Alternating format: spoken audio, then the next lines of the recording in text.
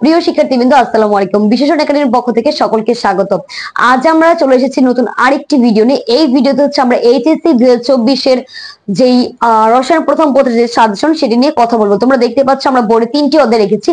ইনশাআল্লাহ 3টি অধ্যায় থেকে তোমাদের 5টি থেকে 6টি এবং 7টি সৃজনশীল কমন পেতে পারে। চলো দেখি বোর্ডে কি রয়েছে।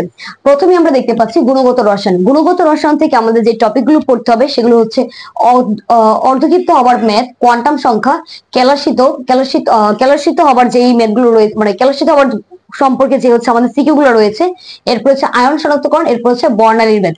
এখানের মধ্যে হচ্ছে আমাদের অর্ধক্ষিপ্ত হবার ম্যাথ এবং কোয়ান্টাম সংখ্যা এই দুটি মিলিয়ে হচ্ছে আমাদের একটি সৃজনশীল অবশ্যই আসবে।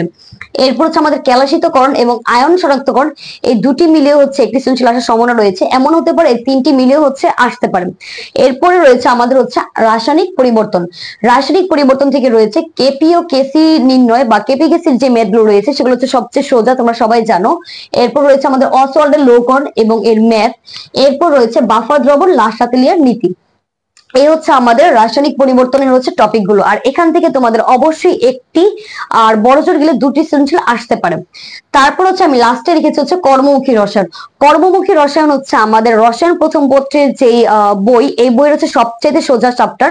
এটার মধ্যে আমাদের মাত্র 3টি টপিক হচ্ছে আমাদের মোস্ট ইম্পর্টেন্ট। সেটার মধ্যে রয়েছে ভিনেগার প্রস্তুতি, খাদ্যদ্রব্য সংরক্ষণ, প্রিজারভেটিভস। এই 3টি টপিক থেকে বারবার হচ্ছে ঘুরিয়ে ঘুরিয়ে প্রত্যেকবার সৃজনশীল আসে। তো আমাদের এখান থেকে 2টি, এখান থেকে 2টি এবং এখান থেকে একটি সৃজনশীল অবশ্যই আসবে। এই হচ্ছে আমাদের 5টি সৃজনশীল।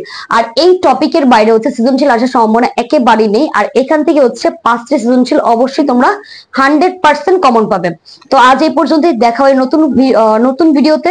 সবাই বিশেষণ একাডেমির সাথেই থাকবে। ধন্যবাদ।